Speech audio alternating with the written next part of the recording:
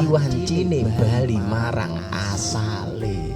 Yen awake dhewe iki ora ndang-ndang mepet, ora ndang-ndang dibalekne innalillahi wa inna ilaihi rajiun.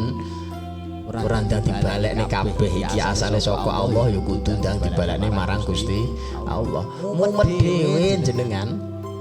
Pun toh mumet mergo kahanane kaya ngene kok. Apa yo ngene iki ngijeni rata-rata ngalami. Ya mungkin ono lah sing dipenakne, mungkin dari sekian banyaknya ada 1-2 sing dipenakne. Tapi kan penuh ketimpangan wong akeh sing mumet timbangane sing meneng sing seneng kok. Nggih to nggih. Lah ngoten lho. Lah awake dhewe ora ngati-ngati oleh njaga imane marang Gusti Allah lan ora ngati-ngati